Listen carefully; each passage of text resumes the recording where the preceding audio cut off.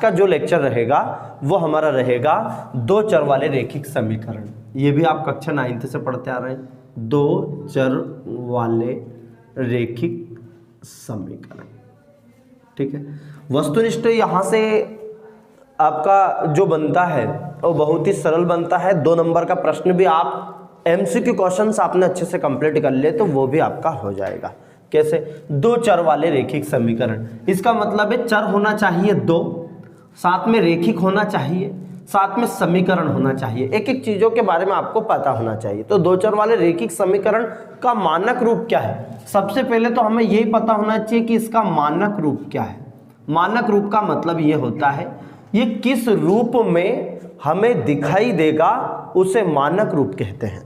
Okay, दो चर मतलब चर होना चाहिए 2, चर होना चाहिए 2, साथ में रैखिक, रैखिक का मतलब घात होनी चाहिए 1, साथ में है समीकरण, समीकरण का मतलब है बीच में आना चाहिए बराबर। करेक्ट है, नहीं तो कि सर शुरू में भी बराबर हो गया ये वाला, तो ये शुरू में लग गया जैसे ax ये वाला plus by plus c is equal to 0। देखो ये एक मानक रूप है। x प्लस, देखो दो चर आ गए x और y, दो चर आ गए रैखिक, इन दोनों की घात 1 1 है, समीकरण बीच में बराबर आ गया और ये 0, ये रैखिक समीकरण का रूप। या करके हम इसको ऐसा लिख सकते हैं ax प्लस by बराबर c। जिस रूप में आपसे प्रश्न दे दे वो दोनों होंगे। तो क्या सर हम यही एग्जाम्पल लिखेंगे? तो मानक रूप का तो ये है, पर आपसे बोले कि दो चर वाले रैखिक समीकरण का अपनी ओर से कोई से भी उदाहरण पेश कीजिएगा, तो आप कुछ भी लिख सकते। देखिए कुछ भी मैं बताऊंगा, जैसे कैसे कुछ भी का मतलब ये लिखा मैंने p प्लस q बराबर 2, नहीं तो आपको ये दिखे और आप इसको तो मना ही कर दो कि सर ये तो था ही नहीं आपने बताया। तो p प्लस q का मतलब ये p और q दो चर हैं, दो चर है बराबर है, समीकरण लग गया। रैखिक है तो इनकी घात 1 1 है, तो ये रैखिक समीकरण है। नहीं जरूर नहीं कहा आप x y में ढूंढते रहो। तो p plus Q is equal to 2, ये भी एक रैखिक समीकरण है। अच्छा, फिर ये x is equal to y, क्या सर ये रैखिक समीकरण है? जी हाँ, ये भी रैखिक समीकरण। कैसे? देखो दो चर है, अब इसको क्या करेंगे, या करके हम क्या लिख देंगे, या करके x, ये प्लस का y इधर आया तो माइनस का हो गया, बराबर क्या आ गया भैया 0। तो ये भी क्या बन गया? रैखिक समीकरण। दो चर आ गए, देखो दो चर आ गए, रैखिक आ गया, रैखिक मतलब घात 1 है, समीकरण बराबर आ गया, ये आ गया। तो आपको प्रश्न को पहचानना है, दो चर वाले रैखिक समीकरण का रूप मानक रूप क्या है? तो मानक रूप वो आपको इस रूप में दिखाई देगा। ठीक है, दो चर आने चाहिए उसमें ये। अब यहाँ पे जो प्रश्न बनता है ये तो मानक रूप पूछ गया कि दो चर वाले, पहला प्रश्न यही पूछा जाता है दो चर वाले रैखिक समीकरण का मानक रूप क्या है। करेक्ट है। अगले जो प्रश्न पूछे जाते हैं वो यहाँ से पूछे जाते हैं। पहला है आपका कथन पूछा जाएगा कि a1 upon a2 is not equal to b1 upon b2, a1 upon a2 is not equal to b1 upon b2।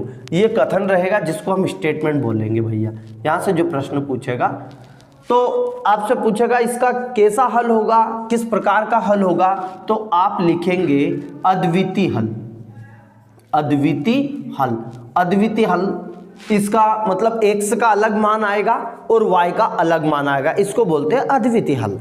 क्या बोलते हैं? अद्वितीय हल का मतलब हिंदी का यदि बात करें तो अद्वितीय का मतलब होता है जिसके समान कोई दूसरा ना हो या अलग अलग वैल्यू, उसको अद्वितीय बोलते हैं हम। इसको यदि हम बात करें तो यूनिक बोल सकते हैं, इंग्लिश में यूनिक ही बोलते हैं इसको, यूनिक सॉल्यूशन। यूनिक का अपन कहते हैं यार कुछ यूनिक काम होना चाहिए, यूनिक का मतलब कुछ अलग होना चाहिए। तो यहाँ x का मान और y का मान दोनों अलग अलग आते हैं, ऐसा जो हल होता है वो अद्वितीय हल होता है। तो जब भी आपसे पूछेगा कि a1 upon a2 is not equal to b1 upon b2, रैखिक समीकरण दिए गए हैं तो ये दिए हो तो किस प्रकार का हल होगा, तो आप लिखेंगे अद्वितीय हल।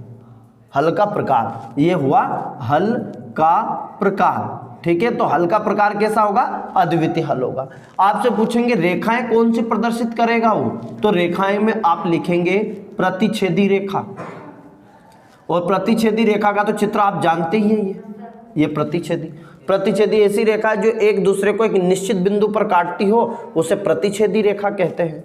तो समझ आ गया, अद्वितीय हल, रेखाएं होगी, प्रतिच्छेदी होगी। करेक्ट। आगे चलते हैं कि भैया ये हल संगत होगा कि असंगत, कभी कभी ये पूछा जाता है संगत की असंगत, तो जो हल होगा वो संगत हल होगा। कैसा होगा? संगत। ये 4 चीजें पूछेंगे आपसे। a1/a2 is not equal to b1/b2 किस प्रकार का हल होगा? तो आप लिखेंगे अद्वितीय। कौन सी रेखाएं प्रदर्शित करेगा? तो आप लिखेंगे प्रतिच्छेदी। हल कैसा होगा? संगत होगा। प्रतिच्छेदी रेखा तो हल का प्रकार क्या होगा? अद्वितीय हल। कथन क्या होगा? a1। यही 3-4 ऑब्जेक्टिव आपके बन जाते हैं, आगे पीछे घुमा घुमा के। अभी हम जब क्वेश्चन करेंगे वस्तुनिष्ठ के तो आपको समझ आ जाएगा क्वेश्चन, पहले आप चीजों को केवल देखते हुए चलो, ठीक है। चलेगा। अगला जो दूसरा है आपका, और कभी कभी इसमें इक्वेशन भी पूछता है कि इक्वेशन कौन सी होगी? a1/a2 बराबर b1/b2 है ना भैया, is not equal to c1/c2। यदि आपसे पूछेगा कि ये रेखा जो इस प्रकार का यदि स्टेटमेंट हो कथन, तो हल का प्रकार क्या होगा? तो आप लिखेंगे कोई हल नहीं, कोई हल ना हो, कोई हल ना हो या कोई हल नहीं होगा, ऐसा लिख, कोई हल ना हो। कोई हल ना हो तो स्टेटमेंट ये होगा। 2 रेखाएं देखो, 2 मिलेगा पर तीसरा नहीं मिलेगा, तो इसका कोई हल नहीं होगा, इसका कोई हल नहीं होगा। रेखाएं जो होंगी वो समांतर रेखाएं होंगी। समांतर का मतलब इस प्रकार की रेखाएं जो एक दूसरे को प्रतिच्छेद ना करती हो, ऐसी रेखाएं समांतर रेखाएं कहलागी। हल का जो प्रकार होगा संगत होगा कि असंगत, तो आप लिखेंगे असंगत। ओके, चलो 2 लाइन याद हो गई। समांतर रेखा हो तो हल का प्रकार कोई हल नहीं होगा, कोई हल नहीं होगा तो एक कथन होगा a1/a2 बराबर b1/b2 is not equal to c1/c2। तीसरा आपसे पूछा जाएगा कि भैया a1/a2 बराबर b1/b2, उनने की यदि ये पहले तो एक जगह मिला था, अब 2 मिल गए, अब यदि ये भी बिल्कुल रोके, रास्ता ही बिल्कुल देखो डिफरेंट हो गया, क्लियर हो गया, कट का निशान का यही नहीं, इसका मतलब है a1/a2 बराबर b1/b2 is not equal to, बराबर नहीं है, इसको बोलते हैं बराबर नहीं है। जैसे ये बराबर है, कट लगा दिया तो बराबर नहीं है, ठीक है। जैसे अब हल जो होगा वो अनेक हल होगा, अनेक हल, या आप लिख सकते अपरिमित रूप से, इसको अनंत भी बोलते हैं, अनंत हल होंगे, ठीक है। अनंत हल होंगे, अनेक हल होंगे, है ना, इस प्रकार से इसको बोला जाता है। रेखा जो होगी वो होगी संपाती रेखा है। संपाती का मतलब एक रेखा के ऊपर दूसरी रेखा, ये दिखाई नहीं दे, ये दूसरी रेखा भी इसी के ऊपर, तीसरी रेखा भी इसी के ऊपर, इसको बोलते हैं संपाती रेखा। संपाती रेखा मतलब जैसे ये थोड़ा दूर दूर है, एक के ऊपर एक रेखा है ऐसे लगी हुई, तो उसको बोलेंगे हम संपाती रेखा। करेक्ट है। तो हल का जो प्रकार होगा भैया वो होगा संगत। ये बस 4 चीजें हमने कंप्लीट ये कर लिया भैया, तो समझ लो यहाँ से पूरे वस्तुनिष्ठ क्लियर हो गया, और मेरे हिसाब से समझ में भी आपको आ गया होगा। अब यहाँ पूछा जाता है भैया आपको क्या करते हैं वो कि समीकरण देते हैं जी, जैसे कि अद्वितीय हल है तो इसकी कौन सी समीकरण होगी, कैसे, जैसे मैंने दिया कि x + 2y बराबर 3, और यहाँ दिया मैंने 2x + 3y बराबर 6, ये दे दिया मैंने, मान लीजिए ये 6 ये 7 दे दीजिए, कुछ भी दे दो, ठीक। ये आपसे पूछ लिया कि इसमें कौन सा हल होगा, आपसे पूछ लेंगे रेखा कौन सी प्रदर्शित करेगा, आपसे पूछ सकते हैं कि कथन कौन सा होगा इन चारों में से। तो आपको क्या करना है, यहाँ बराबर तुलना करना है, जो आपने नवीन किया। a1 बराबर यहाँ आया 1, b1 बराबर यहाँ आया 2, और c1 बराबर यहाँ आ गया 3, ठीक है। देखो पहली वाली रेखा a1 b1 c1, 2 रेखा है, 2 चर वाले हैं, तो 2 चर वाले रेखिक समीकरण, अब भैया 2 चर है, 2 चर आ गया। अब दूसरी समीकरण देखो a2 बराबर 2, b2 बराबर 3 हो गया, और c2 बराबर 7। देखो अब ये हमने पहली रेखा 1 1 मान ली, a1 b1 c1, ये आ गया a2 b2 c2। ओके, अब उन्होंने बोला है किस प्रकार की रेखा है उनकी, देखो ये a1/a2, a1/a2, तो ये आ गया 1/2, ऐसे लिख दिया, कॉमा लगा दिया। b1/b2, कॉमा लगा दिया 2/3, c1/c2, तो लगा दिया 3/7, लिख दिया ये हमने पूरा का पूरा। अब देखो यहाँ पर बहुत ही अच्छा पॉइंट मैं आपको बता रहा हूँ कि जिससे आपको ये सूझ नहीं पड़ती कभी कभी सर हमें कैसे सूझ पड़ेगी कौन सा होगा। तीनों मिल रहे हैं क्या, तीनों यदि मिलेंगे एक जैसे होंगे, देखो एक बराबर मतलब बराबर, देखो बराबर का मतलब बराबर, तीनों यदि मिलेंगे तो अनेक हल होंगे, रेखा संपत्ति होगी। 3 कौन कौन, ये 1/2 2/3, ये a1/a2 b1/b2 c1। यदि 2 मिलेंगे और तीसरा नहीं मिलेगा, 2 मिलेगा और तीसरा तो होगा कोई हल नहीं। यदि कोई भी नहीं मिले, 3 ही अलग अलग जाए तो मिल जाएगा आपका अद्वितीय हल। अब देखो यहाँ पर कोई भी मिल रहा है क्या, 1/2, 2/3, 3/7 एक जैसे लग रहे हैं क्या, 1/2 है यहाँ, तो ये 2/3 है और ये 3/7, तीनों अलग अलग है। तो आप क्या लिखें, तो आप लिख देंगे ये हो जाएगा अद्वितीय हल। देखो कितना सरल काम हो गया। और अद्वितीय हल चूंकि, अब लिख देना चूंकि a1/a2 is not equal to b1/b2, 2 number भी हो गया यहाँ, 2 नंबर में भी आएगा यहाँ पर, यहाँ से, और 1 नंबर में आया तो 2 नंबर 1 नंबर में कोई फर्क नहीं, जिसका 2 नंबर का क्लियर वो 1 नंबर का कर पाएगा। ठीक है, आराम से चैप्टर का नंबर पूरा ले सकता है वो। ठीक, केवल ये 4 चीज याद करना। अद्वितीय हल है चूंकि a1/a2 is not equal to, मतलब बराबर नहीं है b1/b2 के, तो हल हो गया अद्वितीय हल। ओके, आया समझ में। अब यही मैं थोड़ा सा संख्या चेंज कर देता हूं। मैंने लिख दिया यहाँ पर, जैसे कि 1/2 था, 2/3, तो यहाँ लिख दिया मैंने 4y, लिख दिया मैंने 4y। देखो थोड़ी सी चेंज कर, ऐसे यही चेंज कर करके मैं आपको बता दूंगा, तीनों कंप्लीट हो गया। x + 2y = 3, 2x + 4y = 7, लिख दिया। a1 बराबर ये, b1 बराबर ये, c1 पहली लाइन में मैंने कुछ चेंज नहीं करा, a2 बराबर 2, b2 बराबर यहाँ कर दिया मैंने 4 कर दिया। अब यहाँ भी ये तो सेम हो जाएगा, यहाँ पे कर दिया मैंने 4 बराबर ये तो 3/7 है। आपसे पूछेगा अब कौन सी रेखा प्रदर्शित करेगा, तो आप क्या लिखेंगे, 1/2, ये तो है 1/2, देखो 2 दूनी 4, 1/2 है, और ये आ गया 3/7। देखो ये 2 तो बराबर है, पर तीसरा बराबर है क्या, नहीं है, तो यहाँ देखो 2 बराबर तीसरा, तो आप लिखेंगे रेखा होगी समांतर रेखा। हल होगा कोई हल ना, कोई हल ना हो, कोई हल नहीं होगा क्योंकि रेखा समांतर होगी। हल का प्रकार होगा आसंग, कुछ भी लिख दो। अब इसी प्रकार एक और देगा आपको कि भैया इसका अनेक हल का उदाहरण दीजिए, तो हम क्या कर देंगे, यहाँ पे वो 6 दे देगा। क्या दे देगा, 6। ये आगे x + 2y = 2x, फिर यहाँ पे लिख दिया मैंने 6, यहाँ पे लिख दिया 6, लिख दिया, और ये आ जाएगा बराबर 3 दूनी 6, 1/2। देखो तीनों बराबर, देखो ये 1/2, 1/2, 1/2, तीनों बराबर है, तीनों बराबर है, तो हो जाएगा अनेक हल, अनंत हल, रेखा होगी संपत्ति और संगत।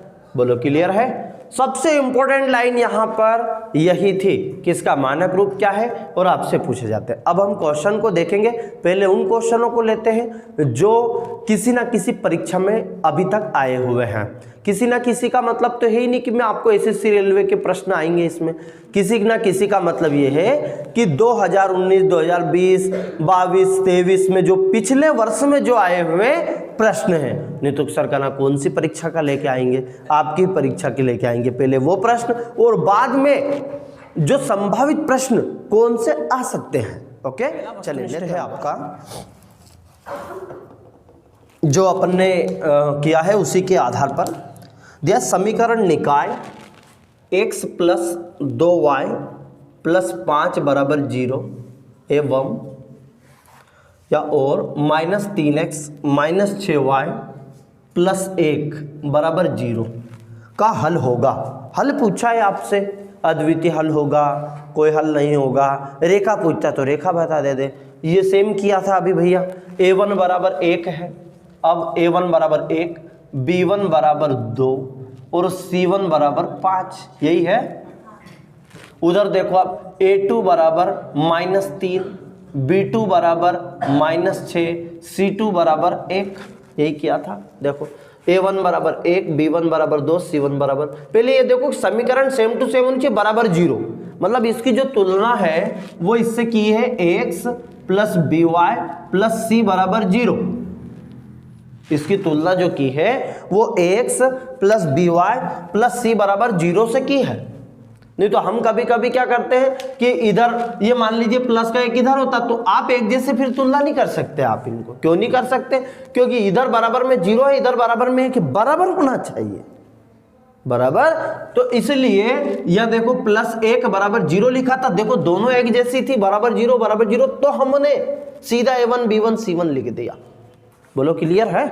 अब देखो भाई साहब ये अब यहां पूछा क्या हल होगा, कैसा हल होगा। पहले देखो जो काट सकते a1/a2, ये लिखा मैंने 1/-3, कॉमा लगा दिया ऐसे ही। b1/b2 लिख दिया 2/-6, ठीक है। और यहाँ लिख दिया मैंने C1/C2, ये लिख दिया 5/1 लिख दिया भैया। अब यहाँ पर इंपॉर्टेंट, ये 2 से कट गया, 2 एकम 2, 2 3 अच्छे 1, ये -3 कट गया।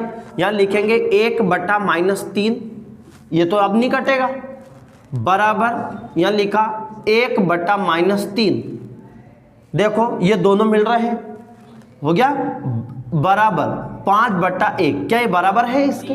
तो ये लिख दिया नहीं। आपसे पूछा किस प्रकार का हल होगा, तो आप क्या लिख देंगे? बहुत ही सरल प्रश्न, कोई हल नहीं होगा, कोई हल नहीं होगा। आपसे पूछता कि रेखाएं कौन सी होगी, तो आप लिख देंगे बेटा समांतर रेखा। हल का प्रकार कैसा होगा, तो आप लिख देंगे आसन। 4 प्रश्न पूछ सकते यहीं से, 3 से 4 रेखा। कथन कौन सा होगा, तो आप कथन लिख देते A1/A2 बराबर B1/B2 is not equal to C1/C2। 4 चीज लिख देते जो आपसे प्रश्न पूछा है। तो क्या क्वेश्चन कर पाएंगे आराम से। अब अगला क्वेश्चन नंबर 2 आपको दिया गया, क्वेश्चन नंबर 2 आपको दिया कि जब A1/A2 बराबर B1/B2 is not equal to C1/C2 तो समीकरण निकाय कैसा होगा, ये वाला दिया है कि क्वेश्चन दिया A1/A2 बराबर B1/B2 is not equal to C1/C2। तो प्रश्न पूछा समीकरण का निकाय कैसा होगा।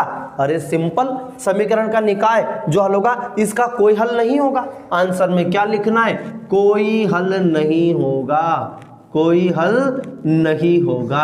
आपसे पूछा रेखा कौन सी करेगा, तो वही चीज लिख दे समांतर। हल का प्रकार होगा संगत क्या असंगत, असंगत। क्लियर। अगला question number 3 same to same. Question number 3, ये जो आए हुए वो प्रश्न है, आए हुए आपको स्क्रीन पर दिख भी रहे हैं कि किस सन में आए हुए प्रश्न है ये। ओके, तो सन में आए हुए प्रश्न अपन ने वो देख रहे हैं। अगला दिया है A1/A2 बराबर B1/B2 बराबर C1/C2 समीकरण का निकाय होगा। अभी किया हमने भैया, अनेक हल होंगे, अनेक हल होंगे या अनंत हल होंगे, इस निकाय के अनेक हल। प्रकार होगा भैया, हल का यदि पूछता तो संगत हो जाता, आपसे पूछता रेखा कौन सी होगी तो संपाती हो जाती। जो भी आप 3-4 प्रश्न आप ये मत कहना सर अब तो हमने तो ये पूछ लिया, रेखा पूछ लिया, रेखा पूछ लेगा वो, हल का प्रकार पूछ लेगा, निकाय पूछ लेगा, कुछ भी पूछ लेगा। ओके, अगला चौथा प्रश्न दिया कि अद्वितीय हल होने की शर्त लिखिए। क्या प्रश्न दिया है, अद्वितीय हल होने की शर्त। अब शर्त पूछा है, हल होने की शर्त लिखिए। आपके कना क्या पूछ लिया, कना क्या पूछ लिया, तो शर्त भी कुछ अलग नहीं है। शर्त क्या है, इसको शर्त बोलते हैं, ये A1/, ये कथन जो लिखे ना इसको शर्त बोलते हैं। तो अद्वितीय हल की शर्त क्या थी, A1/A2 is not equal to B1/B2। बस ये प्रश्न हो गया। एक भी उस जो आपने किया है उस चीजों से बाहर नहीं जाएगा, समझ में आया। अगला प्रश्न 5वां दिया है, समीकरण x + y में यदि x बराबर 3 हो तो प्रश्न क्रमांक अगला देखो, ये यहीं कर लेते हैं। प्रश्न क्रमांक 5 में दिया कि यदि समीकरण x + y बराबर 8 हो, x + y बराबर 8 हो, यदि x बराबर 3 हो, यदि x बराबर 3 हो तो y का मान क्या होगा। सिंपल, x के बराबर 3 रख दो, उनमें की दोनों मिला के 8 है, पहले तो समझ आ जाना चाहिए। कुल मिला के 8 है, एक का मान 3 है, दूसरे का 5 हो ही जाएगा। आपको समझ आ गया, मैंने बोल दिया दोनों को मिला के 8 देना है, पर फिर भी मान रख दो। x का मान रख दिया 3 + 3, y का मान निकालना है बराबर 8, क्योंकि x के बराबर हमने 3 रख दिया। y का मान चाहिए, प्लस का 3 इधर गया तो माइनस का, तो y बराबर 8 में से 3 गया तो 5, बस ये आंसर हो गया, y बराबर 5। अगला एट लास्ट जो परीक्षा में आया हुआ है, छठा वस्तुनिष्ठ कि 2 चर x एवं y रेखिक समीकरण का मानक रूप लिखिए। तो भैया मानक रूप तो आप लिख चुके हैं। मानक रूप क्या है, ax + by + c = 0। बस ये प्रश्न हो गया। ये 6 वस्तुनिष्ठ जो अभी तक आए हुए हैं परीक्षा में आए। अब संभावित प्रश्न हैं जिनको आप करके देखिएगा, या हम अगले लेक्चर में उसको संभावित प्रश्न कितने आ सकते हैं उन सभी को करेंगे। ओके, जय हिंद।